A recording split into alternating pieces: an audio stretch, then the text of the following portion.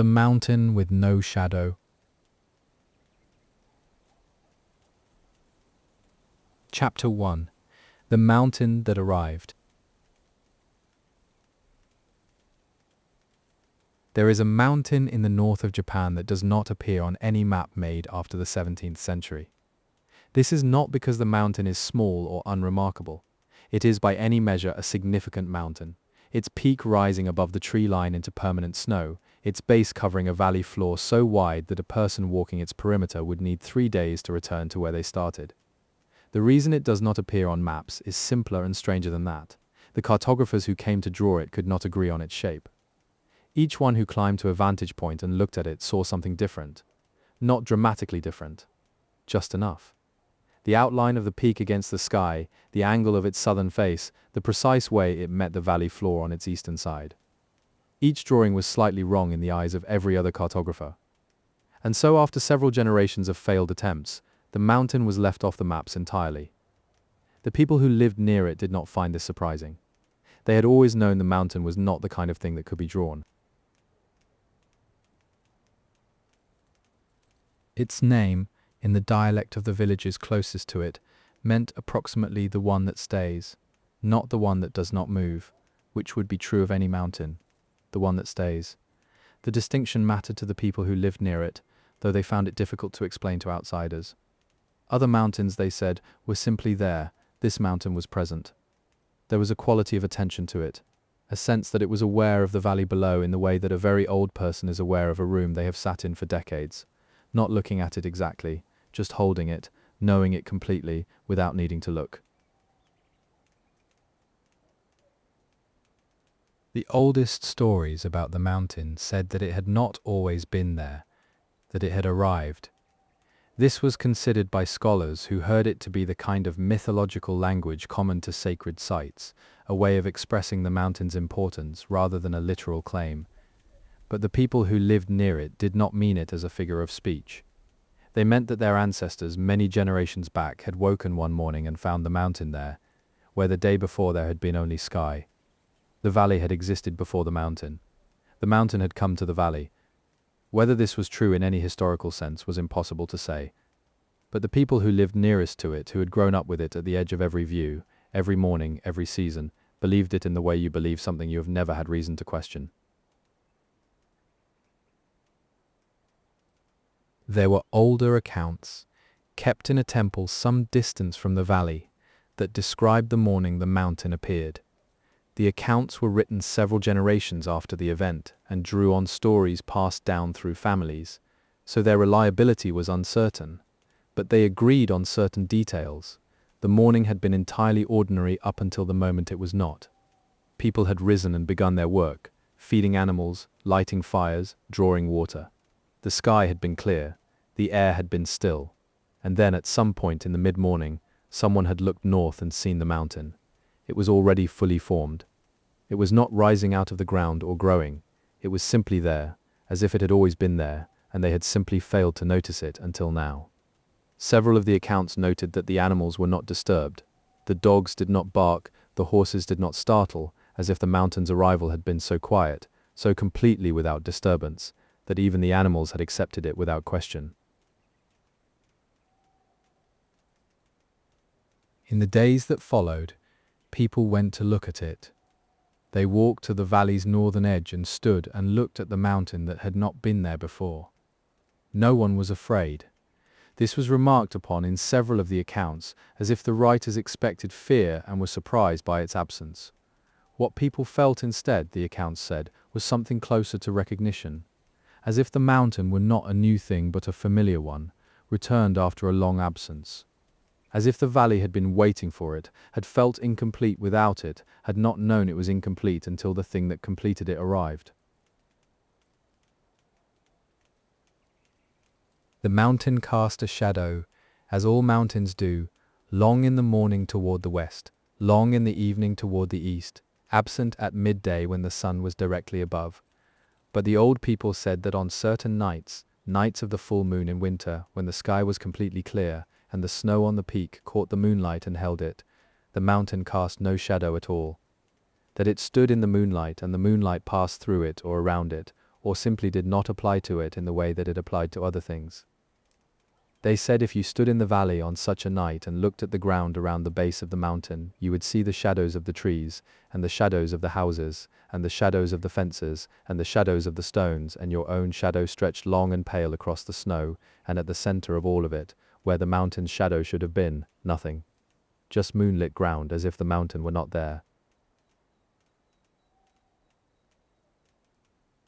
No one who lived in the valley found this frightening. It was simply one of the things the mountain did. Like the way it changed color in different lights, from gray to blue to a particular deep purple in the hour before sunset, to something close to black at dusk.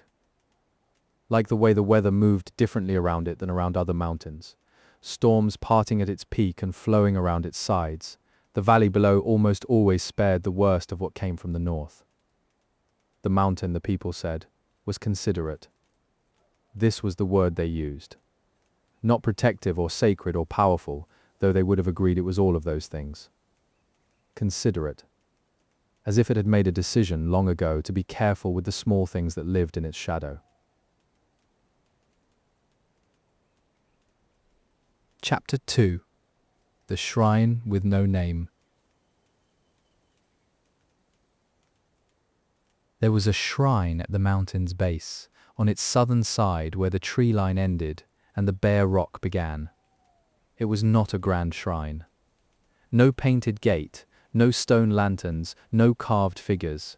Just a low platform of fitted stone, very old, older than anyone could say, with a single upright stone at its center that had no carvings and no inscriptions and had apparently never had any.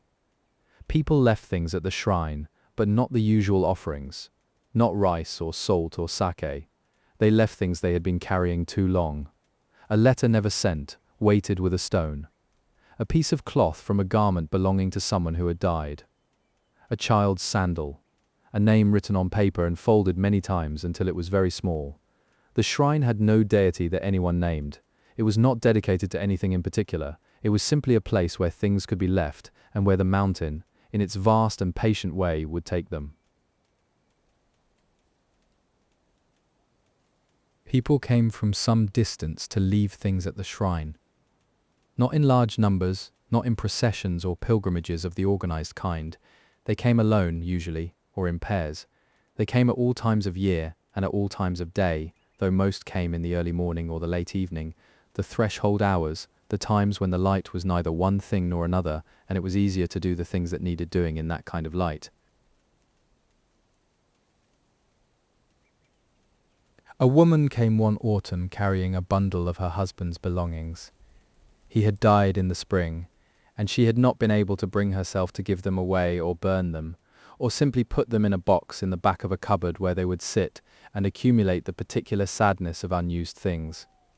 She left them at the shrine and walked back down the mountain path in the late afternoon light and felt, she said afterwards to her sister, not better exactly, but lighter, as if something had been received, as if the leaving had been accepted.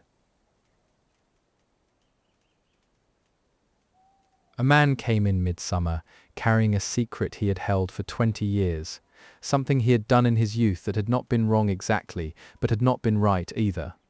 One of those things that sits at the back of a person's life and occasionally moves forward and will not quite be looked at. He did not write it down. He did not speak it aloud. He simply stood at the shrine for a while and thought about it clearly, more clearly than he had allowed himself to in 20 years, and then set a stone on the platform and walked away. He could not have explained what he had done or why it helped, but it did. Children came too, which surprised some people who heard about the shrine for the first time. They came alone, without their parents, in the way that children sometimes know about things that adults do not think to tell them. They left small things, a favorite stone, a piece of string, a drawing made on a scrap of paper. What they were leaving these things for, what they understood the shrine to be, was not something most of them could have put into words. But they came back, year after year as they grew older. And many of them, when they were old themselves and someone asked them about the mountain, said that the shrine had been one of the most important places of their childhood. Not because anything had happened there, because nothing had happened there. Because it was a place that simply received, without judgment, without ceremony, without requiring anything of you except that you come and stand and leave what you had brought. The path up to the shrine wound through cedar forest for the first part, following the eastern stream, and then emerged onto open ground covered in low scrub and then bare rock as the elevation increased. It was not a difficult path. People walked it in ordinary footwear, without equipment, in all seasons except the deepest winter when the snow made the upper section impassable. The path was worn smooth by centuries of feet, the rock in the steeper sections polished to a faint sheen by the passage of countless hands reaching for balance. In spring, the path was edged with small flowers whose names the villagers knew and visitors did not.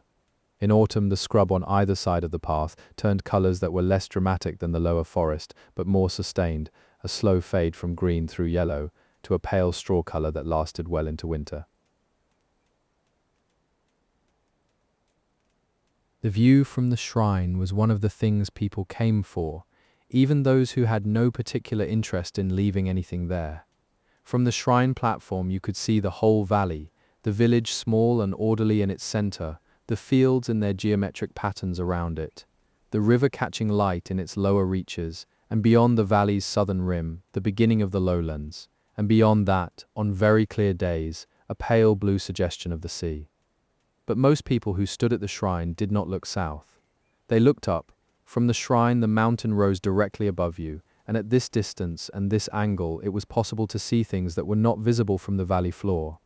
The texture of the rock on the upper faces, a complex surface of fractures and ledges and vertical streaks of darker and lighter stone. The way the permanent snowfield was not uniform but varied, deeper in some places, shallower in others, crossed in places by lines of bare rock that emerged from it like ribs. Chapter 3. The Monk's Journal.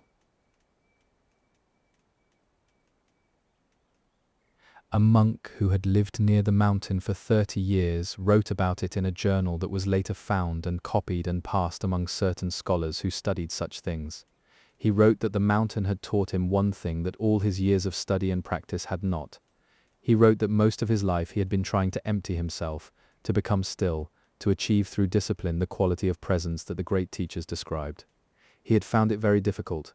He had found that the trying itself was the obstacle, that the effort to become still was a form of agitation, that the reaching for emptiness filled you up. But the mountain, he wrote, was simply still. It did not try. It had never tried. It had arrived in the valley, and it had stayed, and it had been exactly what it was, without effort, without discipline, without any of the straining that he had spent his life on. It had taught him that stillness was not something you achieved, it was something you stopped preventing. The monk wrote that he had sat at the base of the mountain on a winter morning and looked up at it for a long time and felt, for the first time in 30 years of trying, something he could only describe as the absence of the need to try. Not peace exactly, more like the moment before peace, the moment when you stop reaching for it and it simply arrives, the way sleep arrives when you finally stop trying to fall asleep.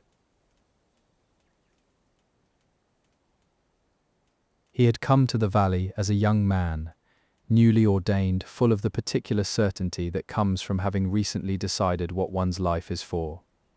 He had established himself in a small temple on the valley's western edge, and had begun the practice that would occupy him for the rest of his life, a daily discipline of meditation and study and physical work and careful observation of the world immediately around him. He had not sought out the mountain particularly. It was simply there, as it was there for everyone in the valley, at the edge of every view, present in every morning and every evening. He had noted it in his journal in the early years, the way he noted the weather or the condition of the temple garden, as a fact of the landscape, unremarkable. It was in his 8th year in the valley that something changed. He wrote that he could not identify a specific moment or event that had caused the change. It was more that he had been paying attention for long enough that the mountain had become visible to him in a way it had not been before. Not visible in the sense of being seen, he had been seeing it for 8 years. Visible in the sense of being apprehended.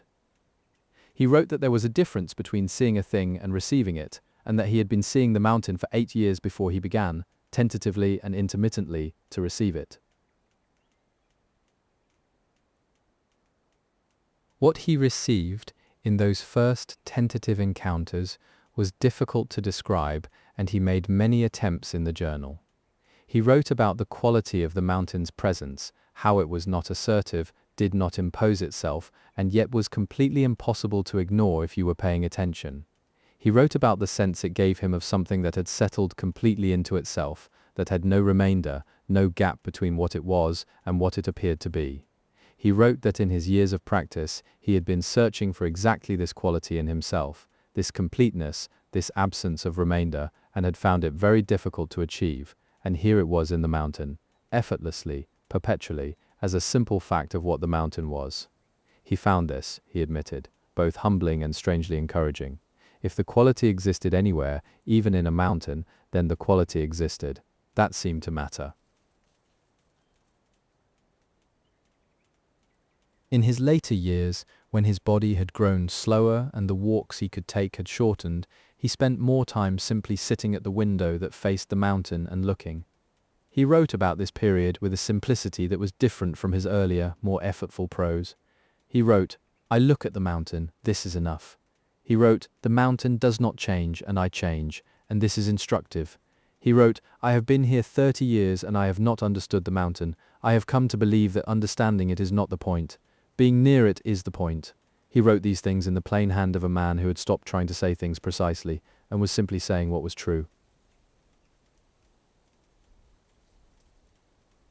He died in the valley, in the small temple on the western edge, in the 41st year of his residence there.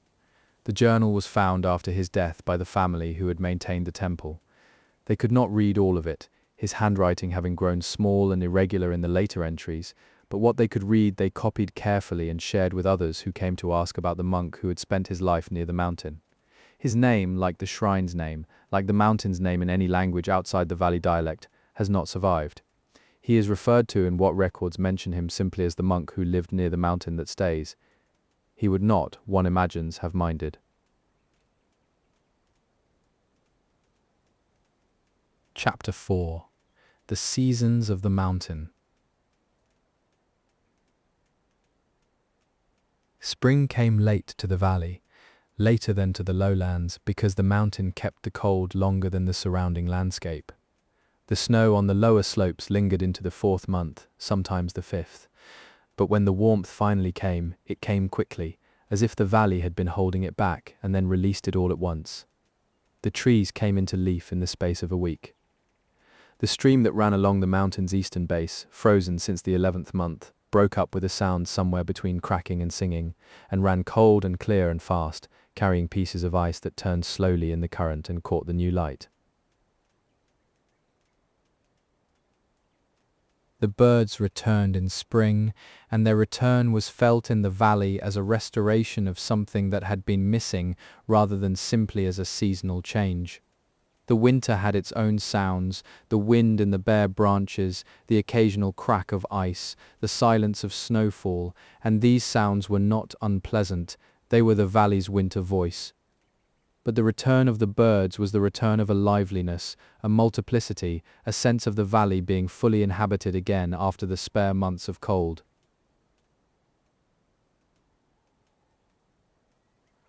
Summer on the mountain was a particular green. Those who wrote about it tried several times to describe it and were never satisfied. It was not the green of fields or the green of lowland forests, it was a darker green, a green that seemed to come from deep inside the trees rather than from the light on their surfaces, as if the trees were generating their own color from some internal source. On hot days in the height of summer, the air in the valley had a quality of thickness, not humidity exactly, more a density, as if the air itself were more present than usual, more substantial. People who came to the valley from elsewhere in summer often remarked on this quality without being able to name it. The people who lived in the valley did not notice it, or rather they noticed its absence when they left the valley, the way the air outside felt thinner, less held. The mountain in summer was most itself in the mornings. Before the heat of the day arrived and the air began to move, In that still hour just after dawn, the mountain stood against the pale sky with a clarity that was not available at other times of day, every rock face visible, every line of the tree line distinct. The snowfield on the peak very white against the blue, and the valley below it still in morning shadow, the light not yet reaching the lower ground, the mountain already in full sun while the village was still in the dark of its own surrounding hills. There was something in this arrangement, the mountain lit and the valley dark, the high place in light and the low place still waiting, that people found instructive without being able to say what it instructed. Autumn was the season that made the most people come to the valley who did not live there. The color of the trees on the mountain's lower slopes in the 3rd and 4th weeks of the 10th month was, by any account, remarkable. Not the violent orange and red of some autumn landscapes, not the kind of color that announces itself, quieter than that. The dominant color was a gold so deep it was almost amber, and within it gradations of brown and rust and a particular pale yellow that people said they had never seen in any other landscape. The whole lower mountain glowed with it in the late afternoon when the sun came from the west and lit the slopes from the side. And above it the bare rock and the permanent snow, grey and white, entirely unchanged by the season, as if the mountain itself were observing the autumn of its lower slopes with a mild interest of something that has seen many autumns and finds them pleasant but not surprising. Winter was when the mountain became most itself. The snow came in the 9th month on the high peak and descended slowly over the following weeks until the whole mountain above the tree line was white, and the tree line itself was edged in white, and the valley floor lay under a covering of snow that people described as complete, as if the valley had been finished, all its edges rounded off and its surfaces smoothed and its complicated topography simplified into a clean, continuous white. The stream froze in the 12th month, the birds left, the trees stood bare and black against the snow, and the mountain stood above all of it exactly as it always had, unchanged by the season, neither more nor less present than in summer or spring or autumn, simply there, simply staying. It was in winter that the mountain cast no shadow in the moonlight. This happened only on the nights of the full moon, when the sky was entirely clear, which in a winter valley meant cold of a particular completeness, the kind of cold that makes the stars look closer, that makes the snow underfoot squeak with each step, that makes your breath a visible thing, a small white cloud that drifts away and disappears. On such nights, people sometimes went out simply to see it, the shadowless mountain standing in the moonlit valley with all the other shadows around it and none of its own. Children were brought out to see it. Old people who could no longer manage the cold easily asked to be helped outside for a few minutes to stand and look. It was one of the things you showed people, one of the things that belonged to the valley and could not be shown anywhere else. Chapter 5. The Family Record. There was a family that had lived in the valley for 7 generations.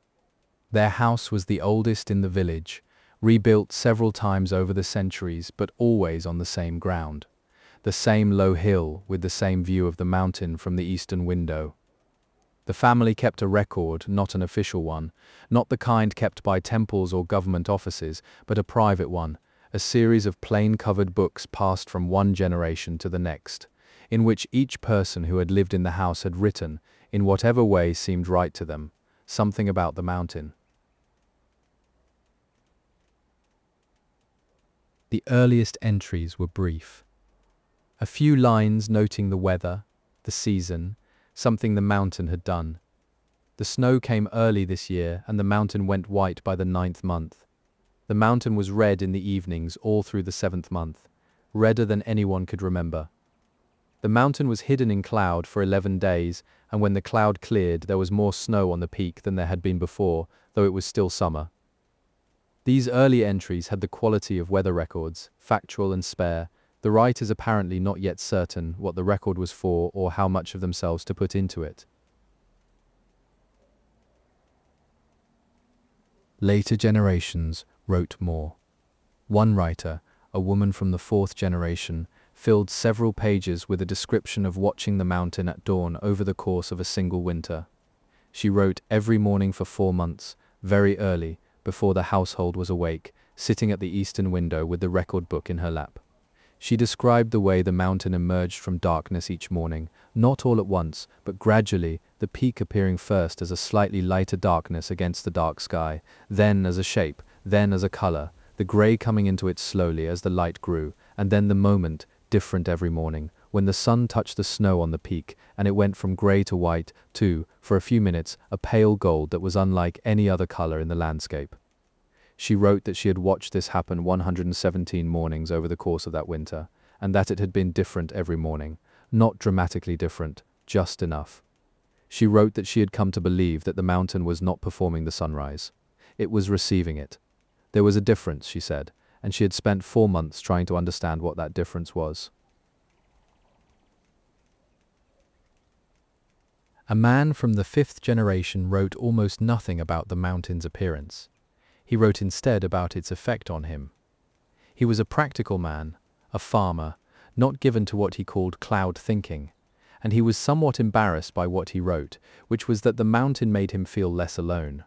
Not in the way that other people made him feel less alone, not through company or conversation or shared work, in a different way.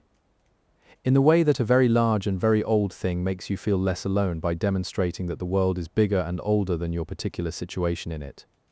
He wrote that on the days when things were difficult, when the harvest was poor or the animals were sick, or the relationships in the household were strained in the ordinary ways that relationships in households get strained, he would go out in the evening and stand and look at the mountain for a while.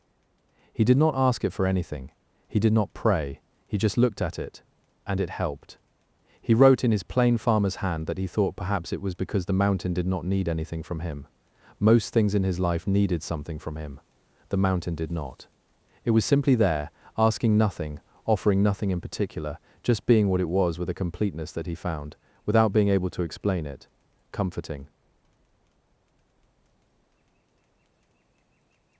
The 6th generation produced a writer who had spent time in the capital and had come back to the valley with ideas about literature and philosophy, and who wrote long and careful passages in the record book that were somewhat different in style from the earlier entries.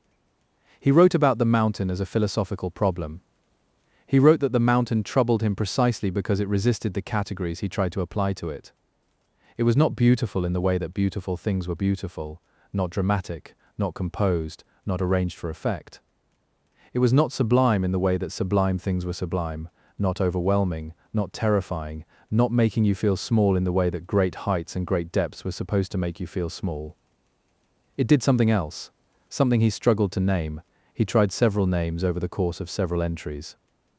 Settled. Absolute. Complete.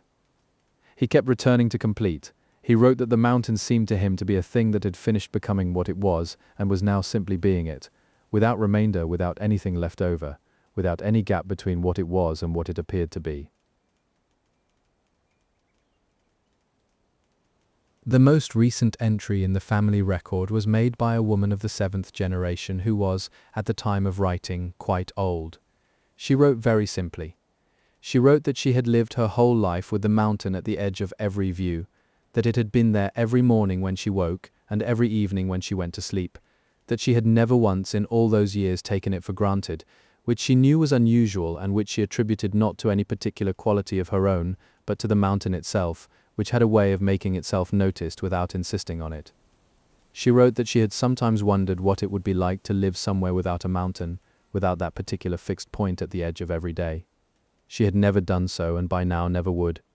She wrote that she was grateful for this, not grateful in a complicated way, just grateful the way you are grateful for something that has always been there and that you have come to understand. Slowly, over many years, you could not do without. Chapter 6. Stories within the story. There were stories within stories about the mountain, the way there always are with very old places. Not the main legends, not the founding accounts, but smaller stories, personal ones, the kind that get told inside families for a generation or two and then are forgotten or half remembered and retold slightly differently each time. A story about a woman who had climbed to the peak in winter and found at the very top a flat stone on which someone had placed a bowl of rice, still warm, with no footprints in the snow around it. She had stood and looked at it for a long time. She had not touched it. She had come back down the mountain and told no one for 20 years, and then had told her daughter, and her daughter had told her daughter, and it had come down through the family in that way, a story with no explanation attached to it, simply something that had happened and been seen and remembered. A story about two brothers from different villages who had never met, who had both dreamed of the mountain on the same night. The same dream, a dream of standing at the shrine in moonlight while the mountain above them was entirely without shadow. They had each come to the valley the following morning and arrived at the shrine at the same hour and stood looking at each other across the platform of fitted stone with the recognition of people who have shared something that cannot be explained. They had not spoken much. They had stood at the shrine together for a while and then had gone back to their separate villages and their separate lives, but had written to each other occasionally for the rest of their lives, letters that were apparently quite ordinary, about weather and work and family, with no mention of the dream or the shrine or the morning they had met, as if the meeting had been complete in itself and required no commentary. A story about an old man who had lived in the valley his whole life, and who, in the last months before his death, had asked his family to move his sleeping mat to the room with the window facing the mountain. He slept there for his last 4 months, and his family said that he slept better than he had in years, deeply and without apparent distress, waking each morning and lying quietly looking at the mountain for a while before speaking or eating or doing any of the ordinary things of the day. When he died, it was in the early morning, in that hour when the mountain was just becoming visible against the lightening sky.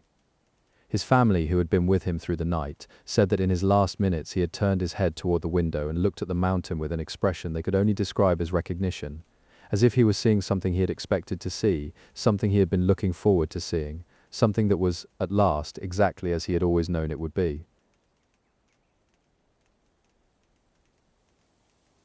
A story about a child who had wandered away from her family during a spring festival and been found 3 days later at the shrine, unharmed, calm, and eating berries she had picked from the scrub beside the path. She was unable to say where she had been or what she had done for 3 days or who, if anyone, she had been with. She said only that she had been with the mountain and that the mountain had been kind. She grew up to be a perfectly ordinary person, worked in the rice fields, raised a family, lived a long and unremarkable life. But she went to the shrine every year on the anniversary of the day she had been found there, alone in the early morning, and stayed for an hour or two, and came back down the path with the particular look of someone who has spent time in a place that asks nothing of them. These stories were not told as ghost stories, or as warnings, or as evidence of anything supernatural. They were told the way you tell stories about a person you have known for a long time, a person whose behavior no longer surprises you, whose particular qualities you have come to accept as simply part of who they are. The mountain was kind. The mountain was patient. The mountain received things and held them. The mountain cast no shadow in the moonlight. These were simply facts about the mountain, in the same category as its height and its color in autumn, and the way it kept the cold longer than the surrounding land. Chapter 7. The Winter Solstice. In the village closest to the mountain, there was a custom that had been observed for as long as anyone could remember. On the night of the winter solstice, the longest night of the year, the villagers did not stay inside. They went out after dark, all of them, and walked to the edge of the village nearest the mountain, and stood there together in the cold and looked at it. They did not pray, they did not sing, they did not perform any ceremony. They simply looked at the mountain in the dark for a while, together, and then went home and went to sleep. When strangers asked what the custom was for, the villagers found it difficult to explain. It was not for anything exactly. It was just something you did at the end of the longest night. You went out and you looked at the thing that had been there longer than anything else, the thing that stayed, the thing that cast no shadow in the moonlight. You looked at it and it looked back, in its way, and then you went home and slept the deepest sleep of the year. The preparations for the solstice evening were simple. Families ate dinner early and dressed warmly and waited for full dark, which came early on the shortest day, the sky going from pale grey to deep blue to black in the space of an hour. Then, without any signal or announcement, people began to come out of their houses, not all at once. Gradually, the way things that are understood happen gradually, each person knowing without being told when the time was right. They moved through the village toward its northern edge, where the fields gave way to the path that led toward the mountain. They stood in groups and alone, the old and the young, the people who had lived in the valley their whole lives and the people who had only recently arrived. The children were quieter than they usually were at any gathering, affected by the cold and the dark and the seriousness of the adults around them, or perhaps by something else, some quality of the occasion that even children understood required a certain stillness. The mountain on the solstice night was never quite the same from one year to the next. Some years the sky was clear and the full moon of that month lit the mountain brilliantly, the snow on the peak very white, the shadow cast by the moonlight falling across the valley floor and the mountain itself standing shadowless in the middle of it all, exactly as the old stories said.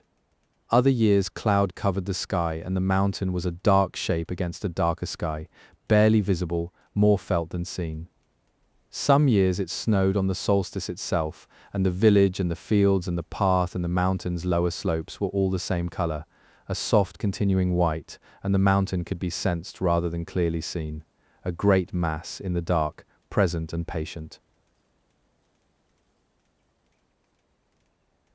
Whatever the weather, the villagers stood and looked for the same length of time, which was not measured or agreed upon, but was always approximately the same, long enough for the cold to begin to be felt seriously, long enough for the children to grow still and the adults to grow inward and the moment to become, without any effort, what it was always meant to be.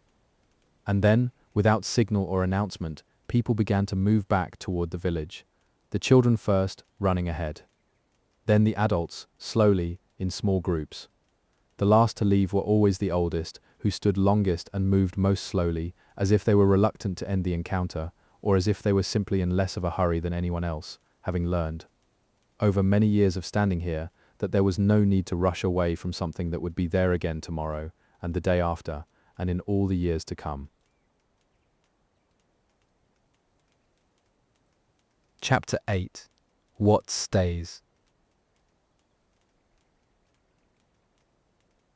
The mountain has been written about over the centuries by a number of people who tried to capture it in words. Almost all of them, even the most skilled, found the attempt unsatisfying.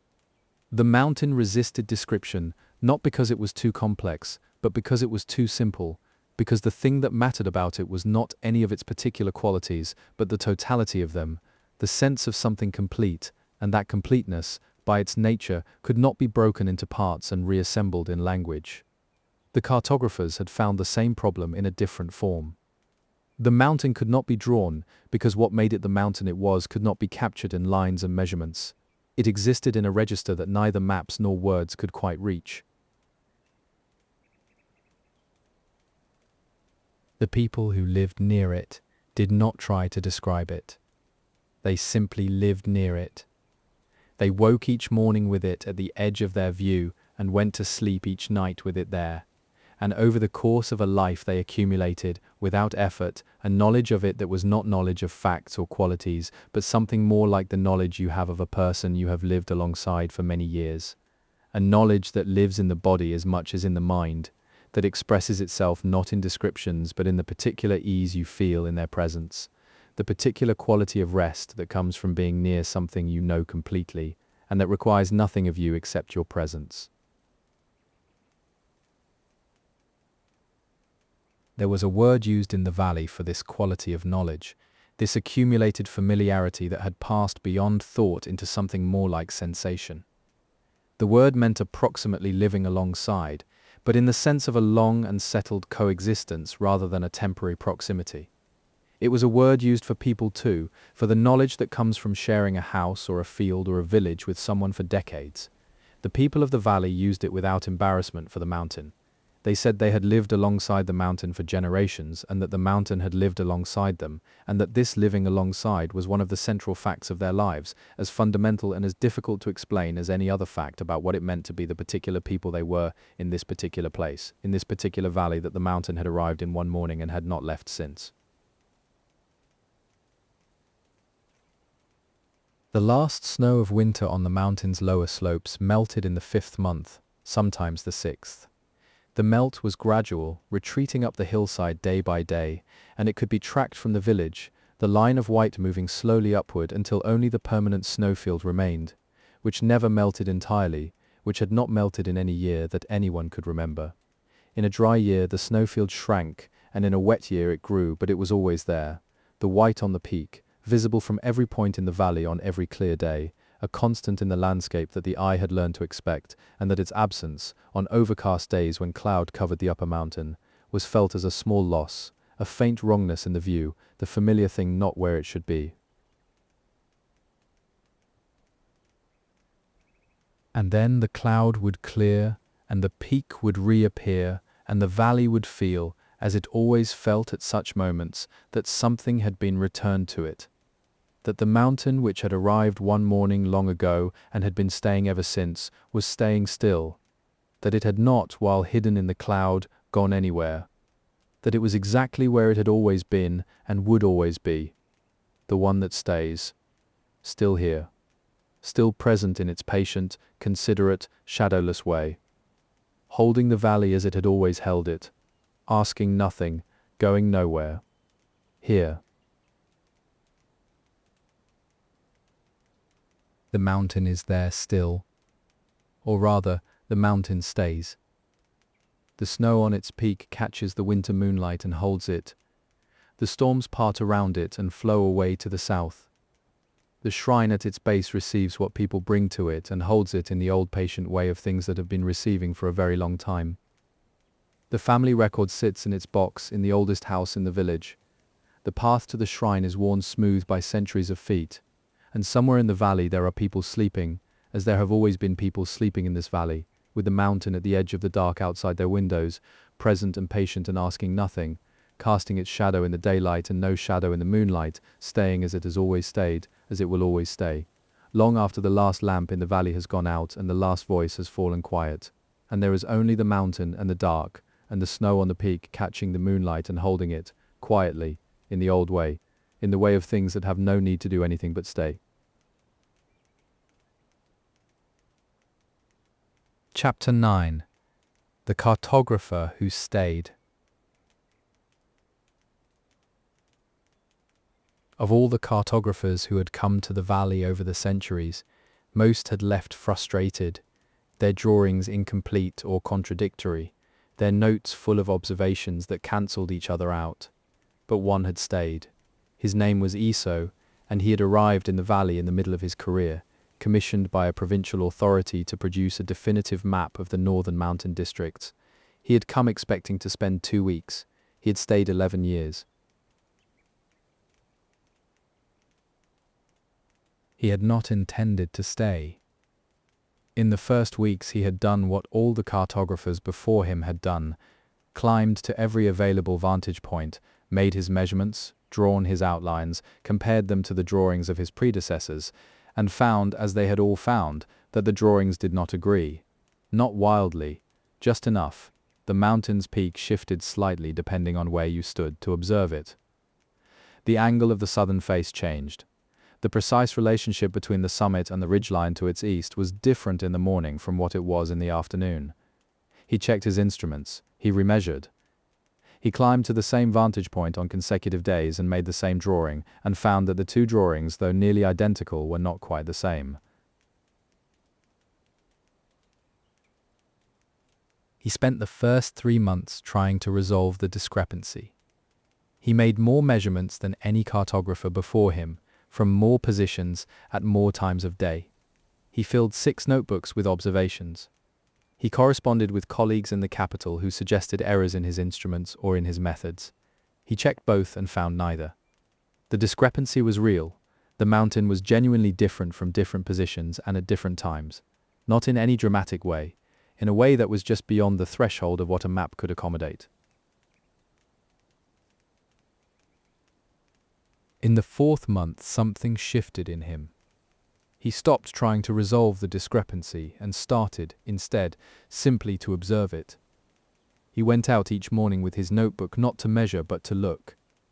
He recorded what the mountain looked like from the same point on the same morning each week, and noted not the measurements but the quality, what the light was doing, what the air was like, whether there was any wind, how the mountain held itself in the landscape, whether it seemed closer or further than the previous week, which was not something a cartographer was supposed to notice or record, but which was undeniably true. The innkeeper whose room he had been renting asked him once in the 2nd year when he expected to complete his map. He said he was not sure. The innkeeper nodded and did not ask again. The valley had its own relationship with the question of when things would be finished, and the innkeeper understood that some things, particularly things that involved the mountain, did not resolve on a schedule. By the 5th year, Isso had stopped thinking of himself as a cartographer. He had not formally abandoned the commission. He simply no longer thought about it. He thought about the mountain. He had developed, through years of daily observation, a familiarity with it that went beyond anything that could be put into a map.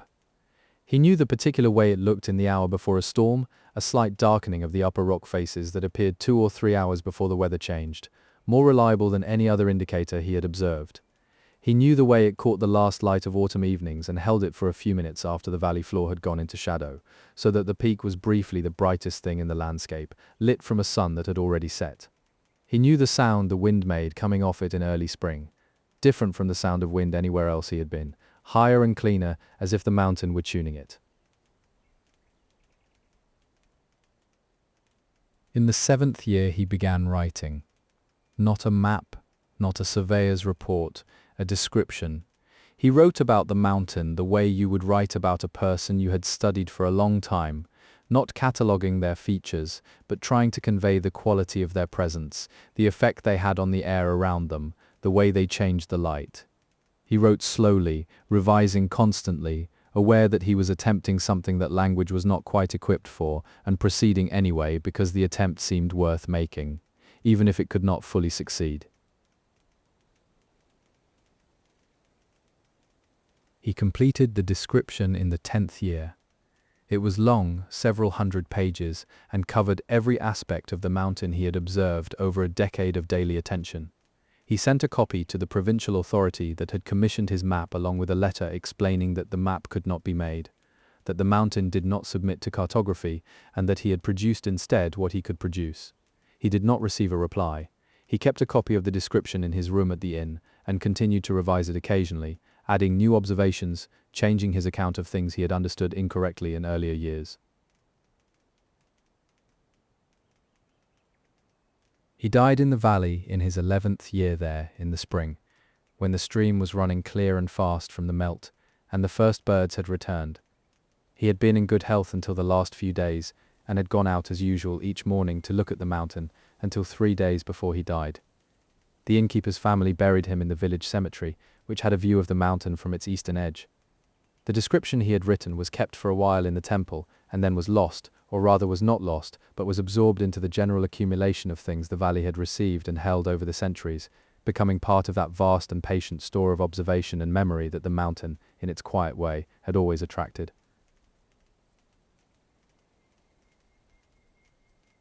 Chapter 10. The Children of the Valley. The children who grew up in the valley grew up differently from children elsewhere, or so the people of the valley believed, though they acknowledged this was difficult to prove. They were quieter, perhaps, more comfortable with stillness, less frightened of the dark.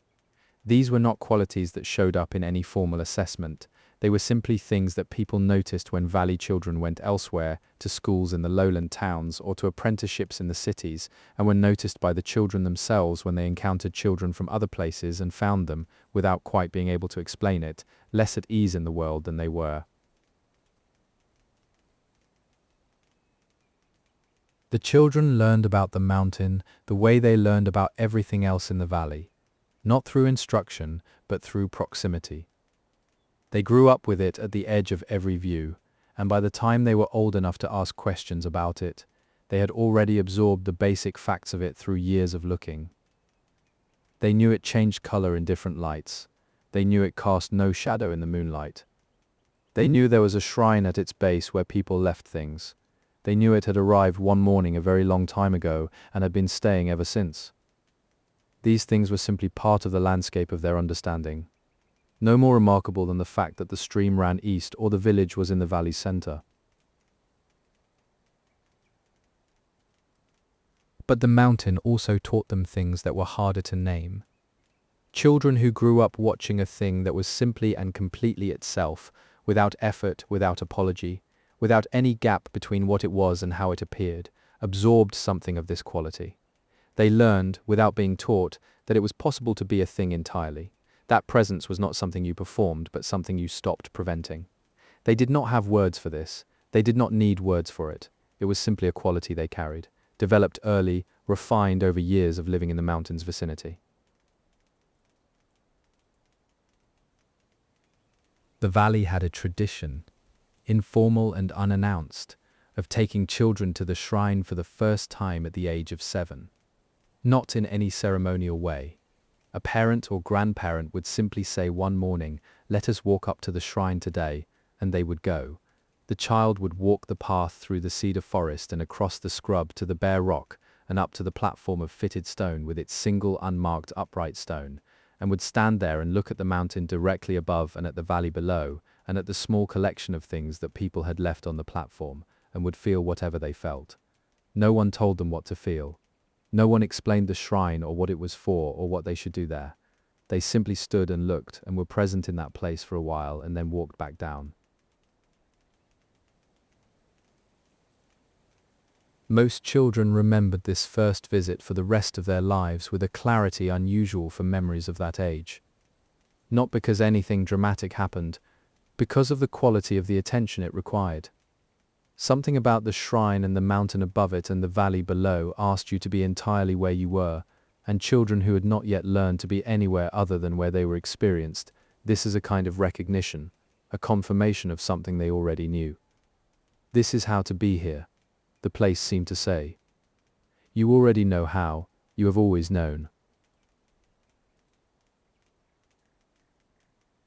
There were children who felt nothing on their first visit to the shrine, or who said they felt nothing, and this was accepted without comment. The valley did not require any particular response to the mountain. The mountain did not require it either. Some children came back of their own accord the following week. Some did not return to the shrine for years. Some carried a stone down from the path on their first visit, not as an offering but simply because they wanted to, and kept it for the rest of their lives in whatever room they slept in, without ever fully explaining to themselves or anyone else why they had taken it or what it meant to them. Only that it was from the mountain. Only that the mountain was still there. Only that this, for reasons they could not have articulated even as adults, was enough. The children who left the valley took the mountain with them in the way you take any formative landscape.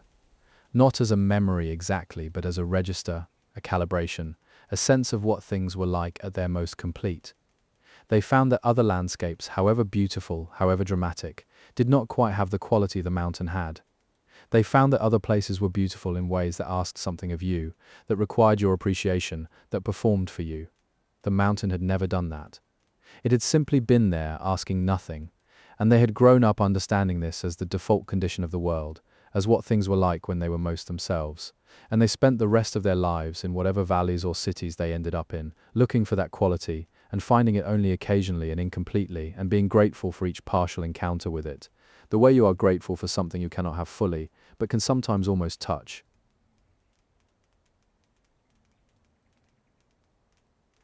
Chapter 11. The Mountain in Winter Dark.